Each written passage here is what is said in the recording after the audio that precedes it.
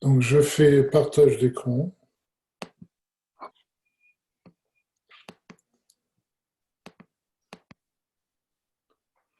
Voilà, tout le monde y est.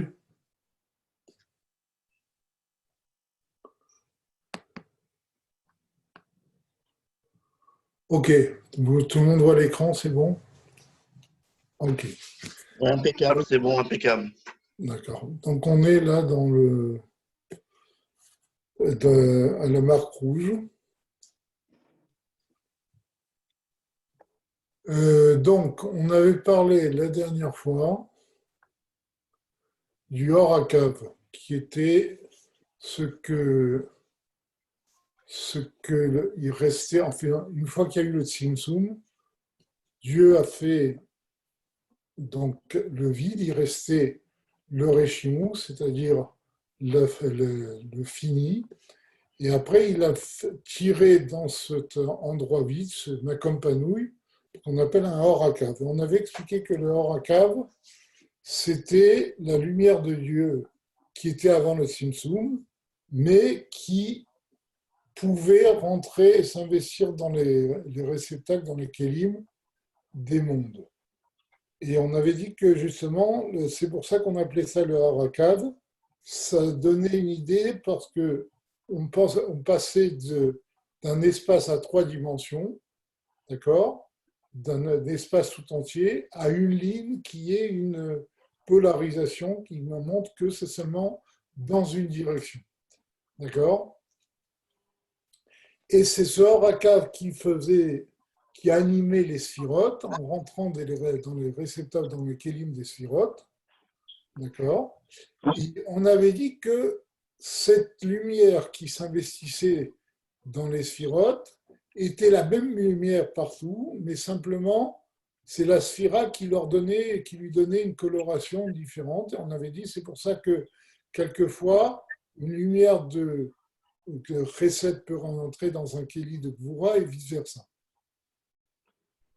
D'accord. Et on avait commencé à expliquer ce que c'était le fait, ce que voulait dire le fait que le harakav rentrait dans les réceptacles des sphirotes.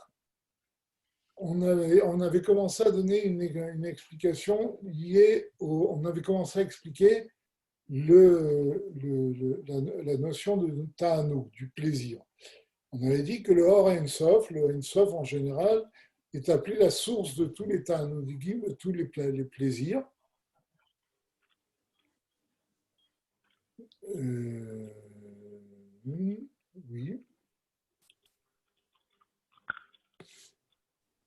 d'accord. Et que bon, c'est ça qui donnait tous les plaisirs qu'on peut avoir. Donc ça, on le voit que le plaisir, c'est la force la plus grande, puisqu'on voit que le plaisir s'investit, on le trouve dans l'ouïe, dans la vue, dans la parole, etc. Dans toutes les forces de l'âme, il y a cette force du plaisir. D'accord. Et lorsque ce plaisir vient dans une force, il grandit la force. L'exemple de ça qu'on a donné, c'est que on voit que quand quelqu'un prend du plaisir dans une étude, eh ben, il va comprendre mieux ce qu'il étudie que lorsqu'il n'est pas motivé, il n'a pas ce plaisir dans l'étude. Donc on était arrivé là. Veine, maintenant, lorsque le cave rentre et anime les kélim, les réceptacles, ou Chayut Kelim, il devient justement la vie de ces Kelim, Anis Kaemeel, qu'on avait mentionné plus loin, plus haut. D'accord. Donc, là, comme on avait dit, lorsque le Horakav rentre dans les Kelim des Sphirotes, il anime ces Sphirotes, parce que les Sphirotes sont des définitions inanimées. D'accord. Et le Horakav donne une vie aux Sphirotes, c'est pour ça qu'il dit Chayut Kelim. Vénikrad Neshama les Sphirot, au point que cette lumière du Horakav est appelée l'âme des 10 Sphirot. Comme Shekatouv,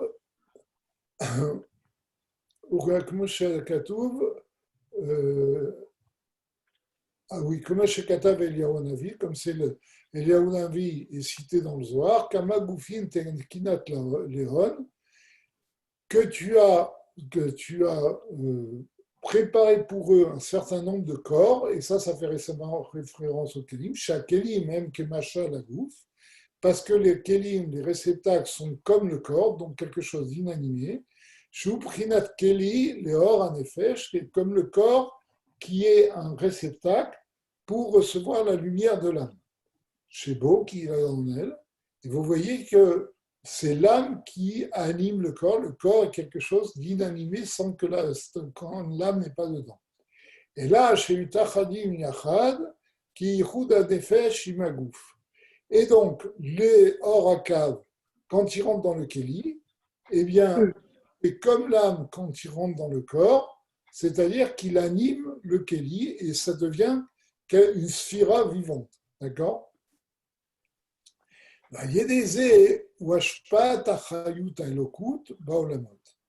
Et donc, par ce orakav qui rentre dans les Kélim d'Atsilut et qui les anime, qui leur donne une force de sphirotes vivantes, eh bien, par ces kélim, et c'est or qu'il y a dans les kélim, il prodigue la vie, de la divinité dans les mondes, livro me'ahin le yesh, pour créer ex nihilo, d'accord, bekoach ha'insof ha'melubash bahem, par la force du Ein-Sof, de l'infini du Or Ein-Sof, qui est investi dans les kélim d'Atsilut. À l'aider à Kélim, et donc comment il crée ces créatures, ces êtres qui sont à partir du monde de Bria, c'est par les Kélim. Ils n'en parlent pas dans. Comment? Non, je pense que c'est un peu comme on ressent. Les rébellions, ils imitaient pas. Ah mince, attends, je vais éteindre. Allô? Il y a des bruits là.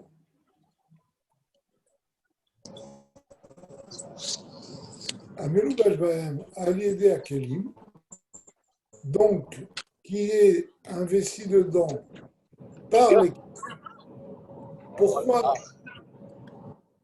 Pourquoi on doit passer par les Kélim de Hatzilut pour créer? Parce que, comme nous l'avons dit précédemment, les Kélim représentent les Kélim de Hatzilut représentent les différentes définitions qu'il y a au niveau de la création.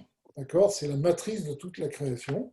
Et donc, le Or donne la vie pour que les Kélim, qui sont les définitions des sphirotes, puissent créer ex nihilo. Yesh me'ahin. D'accord? Me'ahin le yesh. Par la force du Ein-Sof, justement, par le Or Akav qui se trouve dans ces Kélim. À l'aider à Kélim. Comme Adam, Shenoten Beyado. Comme par exemple, lorsqu'un homme donne quelque chose, eh bien, il utilise la vie qui se trouve dans sa main pour pouvoir donner. La main n'est qu'un kéli, n'est qu'un outil, et c'est la vie de l'âme qui se trouve dans la main, qui fait mouvoir, qui fait déplacer la main pour que l'homme puisse donner. Eh bien, c'est exactement la même chose. Pour créer les mondes inférieurs, eh bien, il faut qu'il y ait la vie du Or Akav dans les sphirotes d'Atsilut, dans les kélim des sphirotes, pour que ça anime les kélim et que les kélim puissent agir et créer des créatures à partir du monde de Bria. Par cela, on va pouvoir répondre à la deuxième question, Perek qui a été posée dans le 5e chapitre.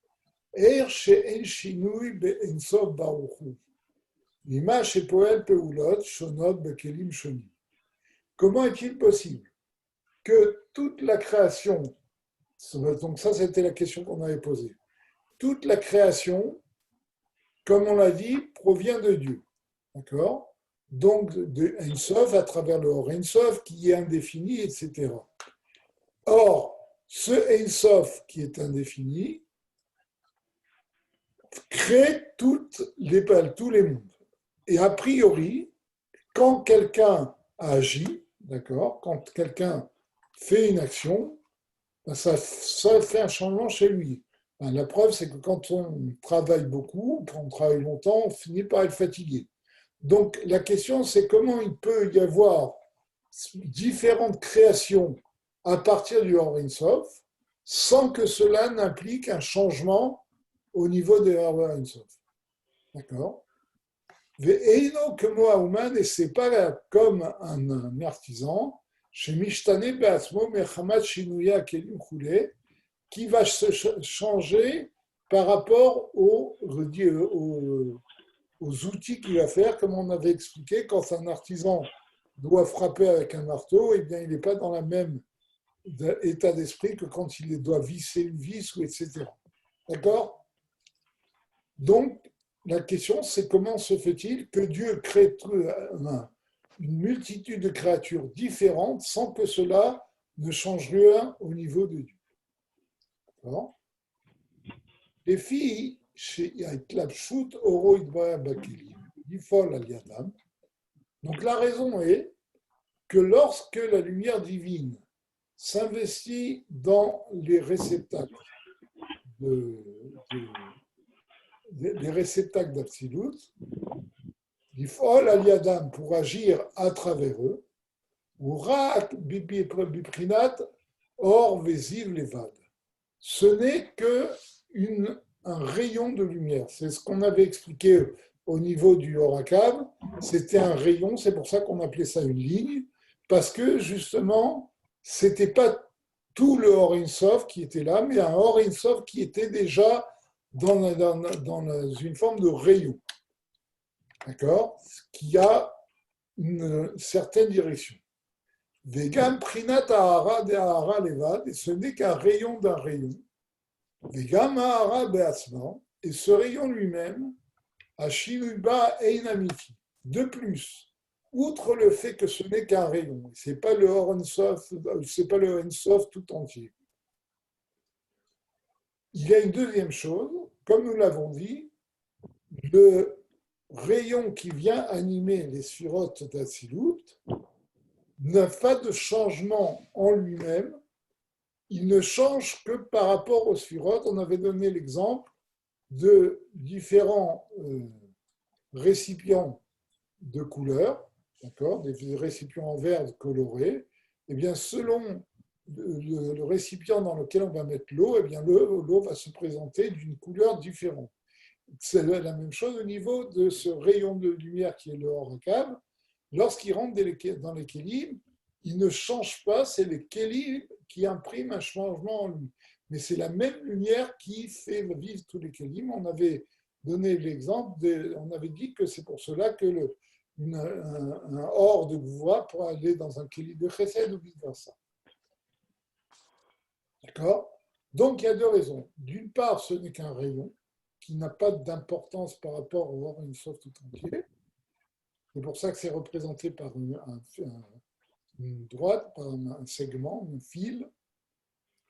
D'autre part, parce que ce rayon lui-même ne subit pas de changement, il ne fait qu'animer différentes sphirotes. D'accord? C'est ça qu'il dit le changement qui est en elle est no amiti. Il n'est pas véritable, c'est-à-dire que ce n'est pas l'essence même de la lumière qui va changer, ce n'est que qu'en rentrant dans les kéli qu'il va y avoir une action différente. Mais à plus forte raison, au niveau de Dieu lui-même, il n'y a aucun changement. Si déjà dans le rayon il n'y a pas de changement, à plus forte raison, au niveau du Or Ensof et du Ensof, il n'y a pas de changement.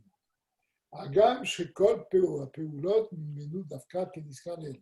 Bien que toutes ces actions et toutes ces créations ne sont pas faites par les sphirotes d'Atsilut en elles-mêmes, c'est-à-dire que les sphirotes ne créent pas par elles-mêmes, elles ne sont pas indépendantes, c'est Dieu qui crée par les outils des sphirotes d'Atsilut.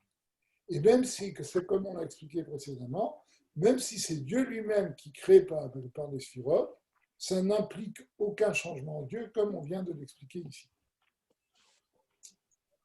Donc on commence le 7e paragraphe. Véliné, Ata yuvan etev inyan atoarim shekinu lo anevim vechazal. Par cela, on va bien comprendre tous les qualificatifs que nos sages ont donné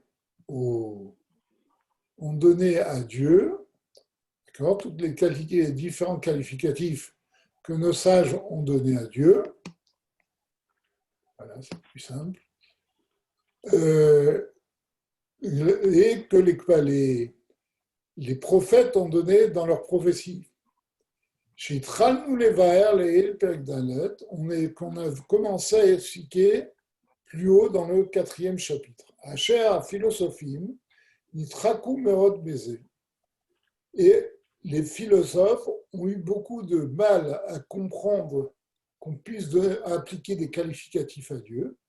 Amrou ki kol mashanu roim shakatu mechane amidot levore itbarer vitbarer. Ils ont dit que chaque fois qu'on voit qu'un verset donne un surnom, applique un attribut au Créateur, d'accord, qu'il soit béni et béni. Moshe Nehemar, comme par exemple lorsqu'on dit Yoshev Bashamaim, Israq. Dans Télélim, on dit que Dieu est assis dans les cieux et il joue. Qui a Soni Behevlehem, ou bien dans Nadvarim, dans Maazinu, il y a écrit ils m'ont mis en colère par leur vanité. Kacher Sas Hashem, on l'a vu dans le parachat de cette semaine, comme Dieu se réjouit, donc on voit que Dieu se réjouit, il se met en colère, il est assis, il joue. Eino Sheu Baal Midot, qui arrête ou Omer Ani Hashem Loshaniti. Cela ne veut pas dire que Dieu a des sentiments, parce qu'il y a un verset qui a dit Ani Hashem Loshaniti, je suis Dieu et je n'ai pas changé. Donc il ne peut pas y avoir de changement en Dieu. Et donc maintenant, si on dit que quelquefois Dieu est en colère, quelquefois il se réjouit, ça veut dire qu'il y a un changement dans nous. Et là, la kol amrou chachamim, dibra Torah kilshon bnei adam. Mais surtout ces qualificatifs, nos sages ont dit que la Torah parlait un langage humain, Retsonam lema, et ce qu'il va dire, chez poel peulot domel et foulot abaot mitanu. C'est-à-dire que Dieu fait des actions qui ressemblent aux actions qui viennent de nous. C'est-à-dire qui proviennent des forces qui sont dans notre âme.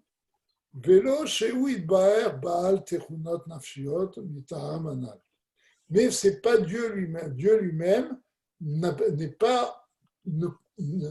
pas ces sentiments qu'on lui prête, comme on l'a dit, pour la raison qu'on a dit précédemment. Véod, d'accord. Et donc, par ça, on comprend que quand on dit que Dieu a un sentiment, qu'il est en colère, qu'il se réjouit, etc., ça ne veut pas dire que Dieu lui-même se met en colère, d'accord. Simplement, il fait des actions qui sont perçues par nous comme nos actions à nous-mêmes. Mais ce ne sont pas des forces qui Dieu ne se met pas vraiment en colère, il ne se réjouit pas vraiment. D'accord. Une seconde. Véod, de plus. Chez Kol Mishéou Paal Mida, quand quelqu'un a un sentiment, ou Shnei Dvarim ou Ve'amida, il y a deux choses. Lui et son sentiment. Son sentiment n'est pas quelque chose d'essentiel. Vilshonam, Nose Amikre, Venesu Amekri. Et dans le langage des philosophes, donc tout ça c'est ce que disent les philosophes, celui qui porte l'événement, et celui qui est porté par l'événement. Celui qui porte l'événement, c'est l'homme, et celui qui est porté par l'événement, c'est le sentiment. Pardon, c'est le contraire. Oui, non, c'est ça. Vézé, lo itachen babore itbarer. Et cela n'est pas possible au niveau de Dieu, du Créateur, chez Echad, qui est un, c'est-à-dire indéfini, indivisible, etc. Alors, donc ça, c'est ce que disent les philosophes. D'accord ? D'une part, les sentiments de Dieu ne sont pas des vrais sentiments. D'accord ? Et ils ne forment qu'une seule chose avec ces sentiments, il n'y a pas de changement en Dieu. Donc le Tzemar Tzedek nous dit maintenant, Re Adana et Viam Dochakam. Regarde jusqu'où les a menés leurs difficultés. Vemet, les Fikavanatam.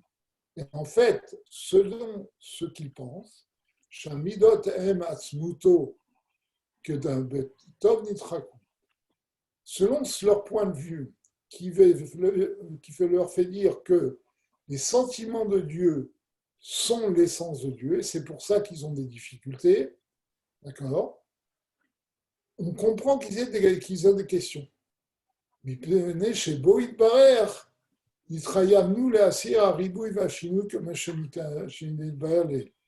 parce que pour Dieu lui-même, est obligé d'enlever toute notion de changement ou d'ajout. D'accord ? Donc, si on dit que les sentiments de Dieu sont Dieu lui-même, ben, c'est évident qu'il y a un problème, parce que Dieu ne change pas, et donc il ne peut pas avoir de sentiments.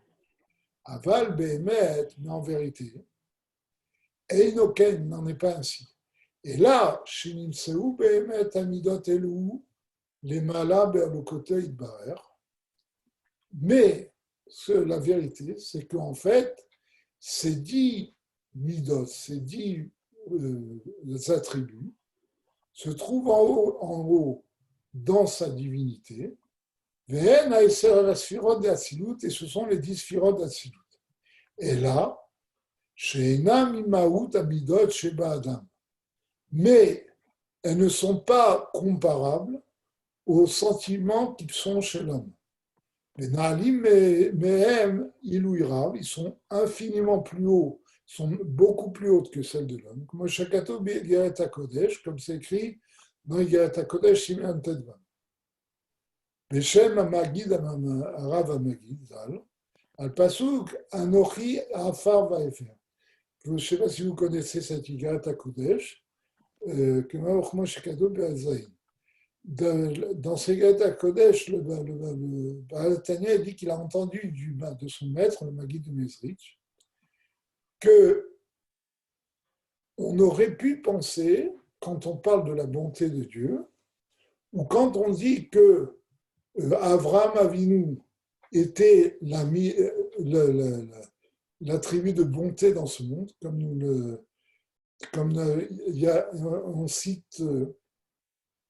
on cite un midrash qui dit que la Midat HaChesed, l'attribut de bonté du temps d'Avraham Avinu, disait qu'elle n'avait rien à faire parce que Avraham Avinu représentait la bonté dans ce monde. Et donc, on pourrait penser que la bonté extraordinaire d'Avraham Avinu est comparable à la bonté divine, la bonté qui est là dans la sphira d'Atsilut. Et c'est pour ça, nous dit le Maguid de Mezrich, que Avraham Avinu a dit à Dieu, Anochi Afar Vaefer, je suis poussière et cendre. Qu'est-ce qu'il a voulu dire ? Le Maguid de Mezrich explique que de la même façon que quand on brûle un objet, tout ce qui est dans l'objet s'en va, il ne reste plus que le principe de la terre qui est la cendre, là, d'accord ? Et la cendre, par rapport à l'objet, n'a aucun rapport. On ne peut pas, quand on voit de la cendre, reconstituer l'objet. C'est quelque chose qui n'a aucune commune mesure avec l'objet. Eh bien, c'est ce que Avraham Avinu a voulu dire. Bien que son chesed, sa bonté matérielle, était extraordinaire, eh bien, il n'avait quand même aucun rapport, aucune commune mesure avec l'attribut de bonté de Dieu. D'accord? Aval, im kolzot, mais malgré tout cela, hem maout midot, ils ont quand même une définition de sentiment. Veitachen kipshuto behemet, et c'est possible de dire, comme dans son sens simple, Mashekatouv Yoshev Shamaim Israq. Ok, Asuni Be'evlehem. On peut dire que Dieu va jouer ou qu'il va il va se mettre en colère, etc. Moshekatouv Vechara Afashem. De la même façon, quand il est écrit que Dieu se mettra en colère. Sheu Prinat Bidat Agvura. Qu'est-ce que ça veut dire? Ça veut dire que Dieu va réveiller l'attribut de Vora, l'attribut de rigueur, qui est dans la Silut. L'Itpael Bekaas, pour donc justement agir par la colère, Védine, et par le jugement, à la morelle ou la Anicho, sur celui qui se révolte contre Dieu pour le punir. Ou les fers, ou bien les fours, contrairement, au contraire, les pal luminat ahava, il peut réveiller son attribut de bonté, d'amour, à la tzaddik, sur le juste, les tivlo, pour lui faire du bien. Vehema midot el kiot bamash. Et ce sont des sentiments divins. Comme on avait expliqué, les sphirot d'Asilut sont de la divinité. C'est le Horakav lui-même qui provient d'avant le Tzimtzum, qui s'investit dans les sphirot et qui les anime. D'accord? Donc ce sont des attributs vraiment divins, qui n'ont aucun rapport avec les attributs de l'homme, même par rapport à Abraham Avinu.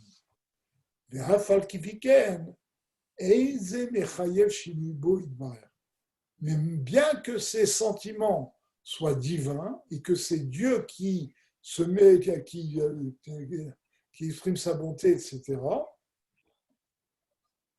malgré cela, ces sentiments n'impliquent aucun changement en Dieu, vélo ribouille, ni aucun ajout.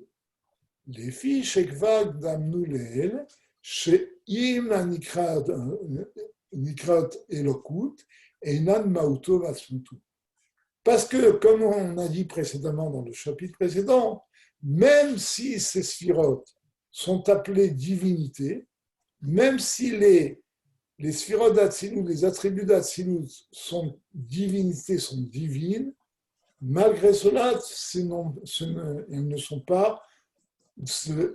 pas Dieu lui-même. Et là,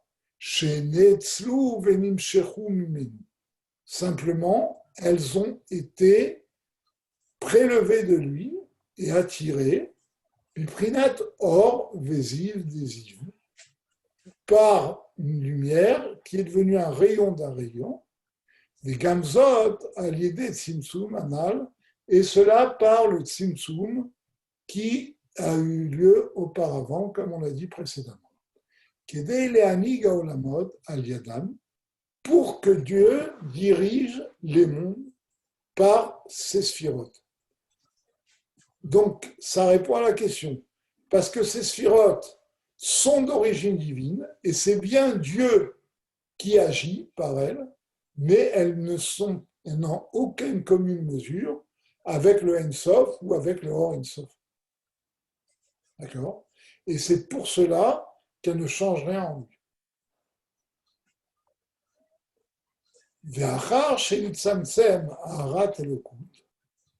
Et une fois que ce rayon de lumière divine a été contracté, bien que ça reste un rayon divin, ou à Meïrotam, et c'est Dieu qui prodigue ce rayon divin, Mikol Makom, les filles Godel à Tzimtzum, mais par la grandeur du Tzimtzum qui s'est opéré,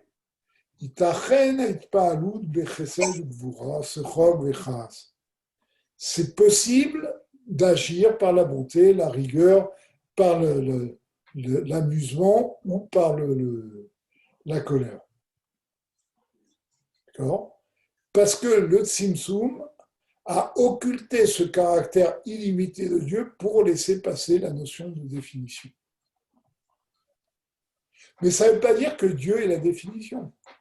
La définition est une force qui provient de Dieu. Aval b'mauto v'atzmuto yibarer, mais par rapport pour Dieu lui-même, ou Omer Ani Hachem Lo Shaniti, il peut dire moi Dieu je n'ai rien changé, parce que justement ces forces, ces définitions ne sont rien par rapport à Dieu. Elles sont des forces qui proviennent de Dieu, mais comme Dieu est sans limite, ces forces limitées n'ont rien changé à Dieu. Omnam, Lechaora, bon, on va revenir là-dessus. Omnam, Lechaora caché, a priori, il y a une question. Alashon Shomer, Kacher Sas Hashem, Lechara Af Hashem. Dans le langage qui est employé par les versets, quand on dit comme Dieu s'est réjoui, ou Dieu se mettra en colère. Mashma, Shemauto, Vaosmuto, Mamash, ou Hachej, Asas ou Akoes. Du langage du verset, on comprend que c'est Dieu lui-même qui se réjouit ou qui est en colère. Kilolam Ikare Shem Nashemot, et là, Al-Mausto Matsmuto Mamash. Parce que tous les noms de Dieu sont liés avec son essence. Donc quand on dit que Dieu se met en colère, c'est l'essence de Dieu. Quand Dieu se réjouit, c'est l'essence de Dieu qui se réjouit. Achaïnian, mais l'explication, chez Zéou Mitzad Itlabshut Or Ha'atzmut B'midot. En fait, c'est que pourquoi on peut dire que c'est Dieu qui se réjouit?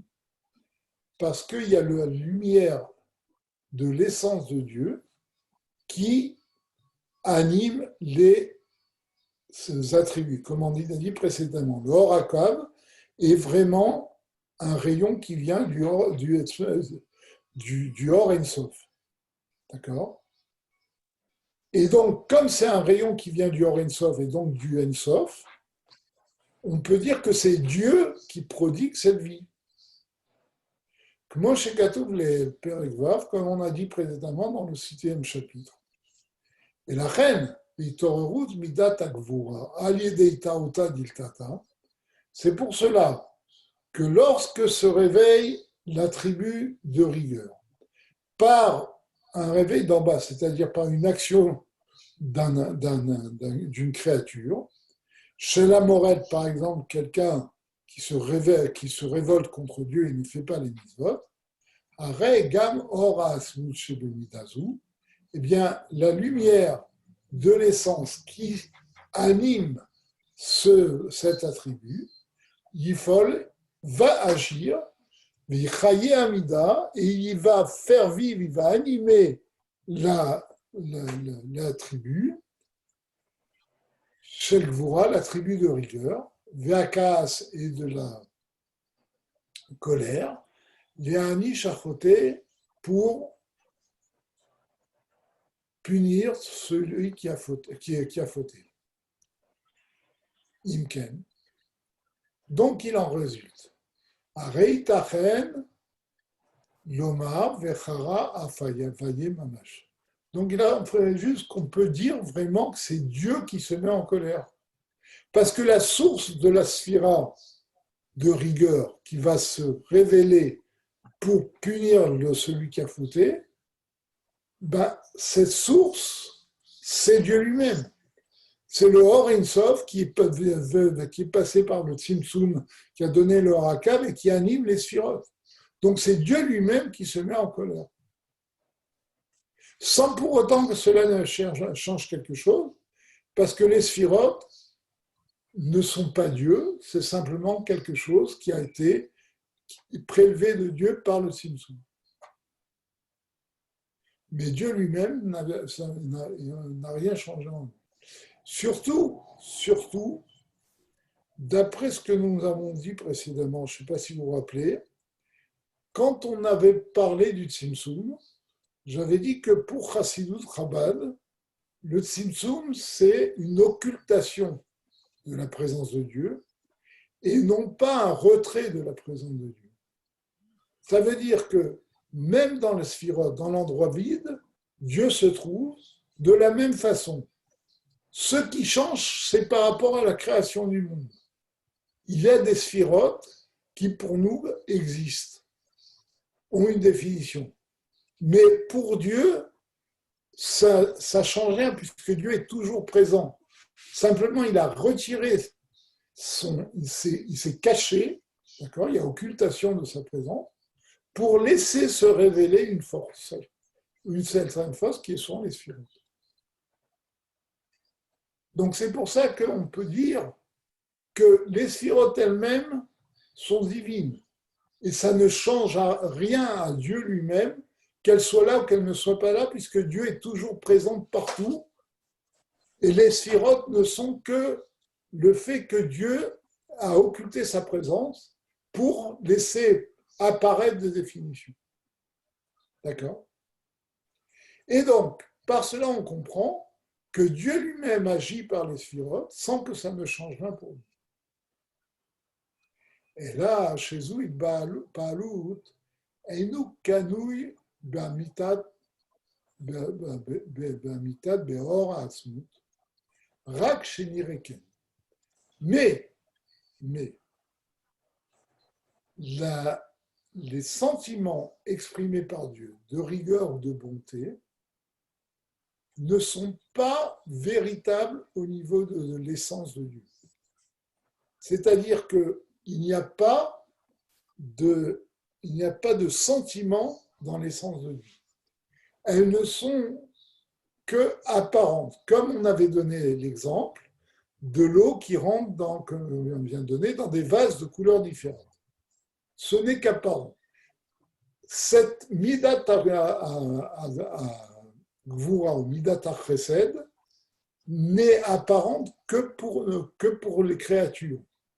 Mais pour Dieu, Dieu n'est ni Gvura ni chesed. Comme on va donner l'exemple. Comment on donne un exemple? Voilà, comme l'exemple de l'eau qui est dans le récipient, chez Mishtamim, les filles Gavan Akeli, qui vont se changer selon la couleur du récipient, ou Marine Ken et montre une telle et telle couleur. Mais la couleur n'a pas en elle, c'est-à-dire que le récipient n'a pas fait que l'eau devienne bleue, rouge ou verte.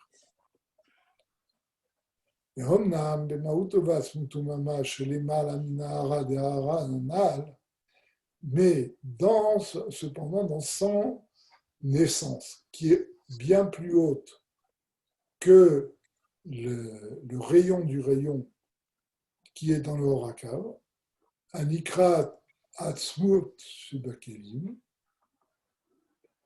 qui est appelé, donc ce rayon du rayon qui est appelé l'essence qui est dans le réceptacle, Vehu le Malam Ina Tzimtzum, et qui est plus haut que le Tzimtzum Anal, pardon, et le Or Ein Sof qui est appelé Atzmut Subakelim, et qui est plus haut que le Tzimtzum, Gam Itpa'alu Zu Aniret Einan Nimset, qui niskar leel. Ce sentiment qui est apparent, même ce sentiment apparent n'est pas visible. Comme on l'a dit précédemment, d'accord, comme l'eau qui n'a pas pris la couleur. Derrière זה, כל התוארים, מה שנקרא חכם, מבין וחסיד וגיבור ונורא, C'est pour cela que tous les qualificatifs qu'on donne à Dieu, quand on dit qu'il est sage, il comprend, il est bon, il est vigoureux, il est terrible, etc. Akol mitzad itlapshut or asmut b'midot. Tout ça ne se fait que lorsque la lumière de l'essence de Dieu s'investit dans les kelim d'Atsilut, dans les sphirotes d'Atsilut, v'achorma v'abina v'achesed v'gvura, qui sont les sphirotes de chorma, bina, chesed, gvura, etc., qui font apparaître ce Or Ein Sof comme chacham, mevin, etc. Parce que lorsque cette lumière illimitée de Dieu s'investit dans Chokhmah, eh ben, on l'appelle Chacham. Parce que par rapport aux créatures, il apparaît comme Chacham. Al-Shem Shehu Mekor Chokhmah, parce que justement, Dieu est la source de la Chokhmah à ce moment-là. Ou Mechayota, c'est lui qui anime la Chokhmah. À l'idée Or Ha'atzmut Keniskaleel, par le Or Ha'atzmut qui s'investit dans les sphirotes, comme on a mentionné précédemment. Vechen Mevin Bevinot, de la même façon, il comprend par la sphira de Binah, Vegam, Shehu Mitrakem à l'idée à Chokhmah, Le'aïr Chokhmah, Be'asilut, Bria Yetzira Asya, et donc, il va prendre une tournure de Chokham pour prodiguer sa lumière de Chokhmah dans Asilut, Bria, Yetzira, Asya, de la même façon, il devient bon par le Kéli de Chesed, par la Sphira de Chesed, etc. Et c'est ça que nos Chachamim ont dit. Le Makom Shata Mose Gedulato, Sham Ata Mose Anvatanto.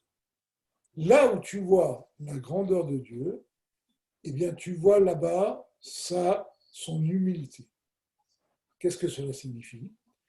Les filles, Shagdula Asma, Anava Gdola Hi, la Shpil Asmo Kolkar, Aliede Tsimsum, Rav, Yod Nikra Gadol Keniskalel.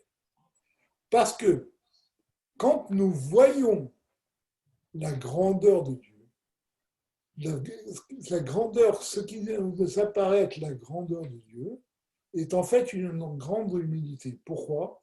Parce que Dieu a dû se mettre au niveau, a dû mettre son Or Ein Sof, son Ein Sof, au niveau d'une sphira pour nous montrer sa grandeur. C'est ça qu'il dit. L'ashpil asmo kolkar al-yedei simsum ram yot nikra gadol. Il a dû se baisser à un niveau tellement bas par un simsum extraordinaire pour être appelé grand. Parce que si il n'y avait pas eu ce simsum, il y aurait eu une révélation du Or Ein Sof et on n'aurait rien vu du tout. Parce qu'on aurait été complètement annulé dans ce Or Ein Sof. Donc il a fallu qu'il y ait une descente du Ein Sof pour arriver jusqu'au Sphirot d'Atsilut pour que nous percevions la grandeur de Dieu. Donc la grandeur de Dieu vient en fait d'une grande humilité. Dans l'Écouté Torah, la Tanya parle aussi de ça. Vous savez que cette phrase est tirée du Shnei Luchot Abrit. D'accord? Le Shnei Luchot Abrit dit là où tu vois la grandeur de Dieu, tu vois son humilité. Et là-bas, dans l'Écouté Torah, le Baal Tanya explique un peu différemment, ça illustre encore mieux cette chose-là. Il dit que quand on voit un miracle révélé de Dieu, comme les miracles de la sortie d'Égypte, eh bien, c'est parce que Dieu est descendu à un niveau suffisamment bas pour qu'on puisse percevoir ce miracle. Parce que Dieu lui-même est au-dessus de la perception. Et c'est comme on explique dans Chassidut la différence qu'il y a entre les miracles de Pessah et les miracles de Purim. Dans le miracle de Pessah, eh bien, Dieu s'est mis à un niveau suffisamment bas pour qu'on puisse le percevoir. Alors que dans le miracle de Purim, tout le miracle est habillé dans la nature. Et donc, c'est pour ça que dans Chassidut, on dit que le miracle de Purim est supérieur au miracle de Pessah. Parce que là, Dieu a pu agir avec tout son Or Ein Sof sans rentrer sans s'investir, s'habiller dans des kélim. Puisque tout a revêtu une forme naturelle. Par contre, dans les miracles de Pessah, on a vu que c'était un miracle, c'était quelque chose qui brisait la nature. Il y a une descente de la présence de Dieu, de l'infini divin, de l'illimité divin, jusqu'à ce que nous puissions percevoir sa grandeur. D'accord ? C'est la même chose à ce niveau-là. Comment nous pouvons percevoir la bonté, la rigueur de Dieu ? Parce que Dieu descend au niveau des sphirotes pour qu'on puisse le percevoir. D'accord ?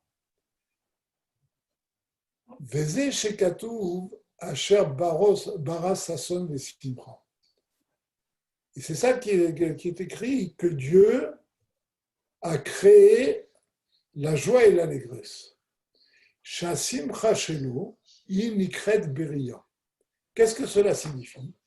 Cela signifie que la joie de Dieu, en fait, est une créature. Dieu n'est pas joyeux, il a créé une force qui s'appelle la joie.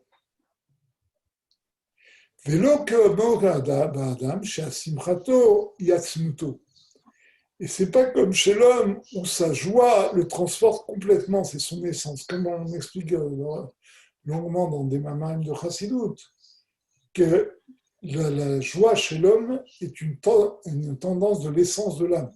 Quand quelqu'un est joyeux, c'est l'essence même de son âme qui se révèle chez lui.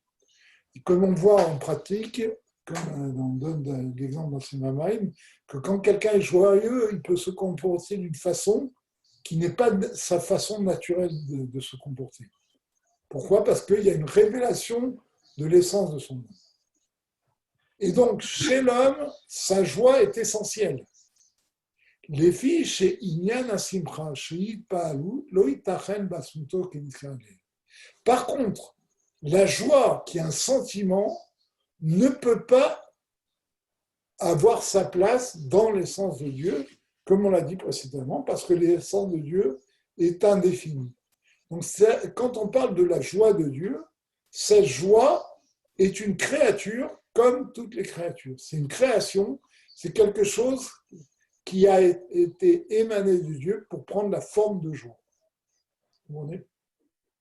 Et là, à l'Yédé chez Tzimtzum Oro, c'est simplement parce qu'il a contracté sa lumière, les Haïr Birshemu, pour éclairer dans la trace qui restait d'Alma, dans une simple trace qui est justement ce Koach Hagboul, cette force limitée qu'on a mentionné précédemment. D'accord ? Ou Béhar Azou, et par ce rayon, Itachen Prinat Itavut Asimcha, il peut exister la notion de joie. Kedirktiv Yismach Hashem B'Ma'asav, comme il est écrit, Dieu va se réjouir de ses actions, de ses créatures. Chez aussi le Retsono chez Makom, et cette joie va se révéler quand on fait la volonté de Dieu. Et donc, à cause, par cette simcha, par cette joie, il y a Vogamken à Chesed. Quand Dieu est joyeux, eh bien, il va prodiguer sa bonté, Léativ Lahem, ou Lashpia Lahem, Koltu Beruchanu Begashmut. Là, il va leur faire du bien, il va leur prodiguer tout le bien spirituellement et matériellement. Moshe Katu, comme il est écrit, Azan et Haolam Kulo Betuvo, Bechen Ufresed, que Dieu nourrit tout le monde par sa bonté, avec sa grâce et sa miséricorde, sa bonté. Ufrina simchazu, et cette joie-là, ce niveau de joie, chez Prinat Kelim d'Atsilut, en fait, c'est l'expression des réceptacles d'Atsilut. Im Shei Elokit, bien qu'elle soit divine et que c'est Dieu lui-même qui est en joie, mais la joie n'est pas Dieu. Kol Makom, le Gabé Atzmuto, pas malgré cela, comme on vient de dire, par rapport à Dieu lui-même, Ibria, Me'aïn et Yesh, ce n'est qu'une créature. C'est créature dans le sens, pas quelque chose qui est séparé de Dieu, mais créature dans le sens d'une définition. D'accord ? Ce n'est qu'une définition, et donc elle n'a pas sa place dans Dieu qui est indéfini. C'est ça qu'il dit ici. C'est pour ça qu'on nous dit que Dieu a créé la joie, parce que la joie est une créature. Mikol Makom, Gam Or Atzmut, Amit Labesh Vakeli. Malgré cela, la lumière essentielle de Dieu, donc indéfinie de Dieu, qui s'implique, qui s'investit dans les réceptacles, dans ces réceptacles d'Atzilou, Vakeli Malilou, Nirebo il Paalou Tassimcha, nous fait voir un sentiment de joie. Et c'est pour ça qu'on veut dire que Dieu se réjouit. Quand on dit que Dieu se réjouit, en fait, ça veut dire que Dieu se révèle à travers la sphira de joie d'Atsilut à ses créatures. D'Aïlevi. D'accord. Donc, on a terminé cette première partie. Les Hashem, je vous donne rendez-vous dimanche prochain. S'il vous plaît. Oui. S'il vous plaît. Une question. Oui. Est-ce qu'il y aurait possibilité de vous poser quelques questions, s'il vous plaît? On va être en retard, il est déjà 29. GG, qu'est-ce que tu en dis? Est-ce que, alors, il y a peut-être moyen de vous les envoyer, peut-être? Oui, mais bon. Alors, vite une question, oui. Il fallait me dire que j'arrête avant. Regardez. D'accord. Alors, regardez. Bon. Vous avez dit que la joie, c'est une expression de réceptacle, c'est-à-dire dans le monde des Sphirot d'Atsilut. Quelle différence il y a entre la joie et Nachat Ruach qui est au-dessus? Ce sont différentes formes de révélation de Dieu. Nachat Ruach, joie. Bon, où se situe la Simcha, où se situe le Ta'anoug, ça, il y a des mamarim entiers qui donnent au niveau d'Atsilut et au niveau des sphirotes d'Atsilut, parce que quand on parle des 10 sphirotes, on ne tient pas compte de Keter avec Arichan Pid, Atikyomin, etc. Il y a tout un développement dans Chassidut sur ces choses-là.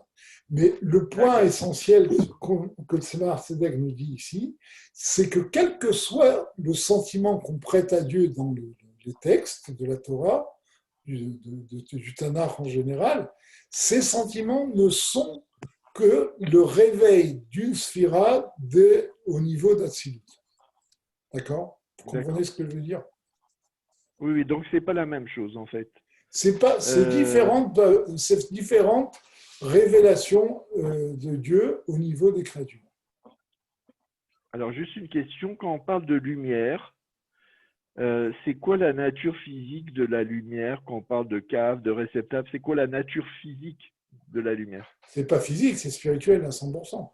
C'est l'expression, c'est l'émanation de l'illimité divin, c'est l'émanation de l'indéfinition divine. C'est ça toute la difficulté. C'est que l'indéfinition divine anime des choses définies. C'est ça toute la difficulté des philosophes et de tout ce qu'on a dit précédemment. Donc il n'y a pas une nature physique de la lumière. Pas du tout. C'est simplement un nom d'emprunt quand on parle de lumière.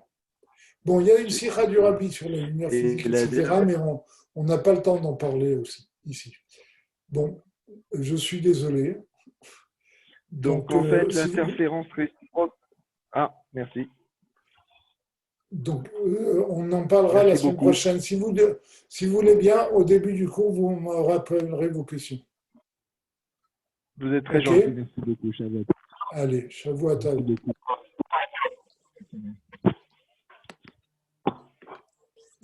Voilà.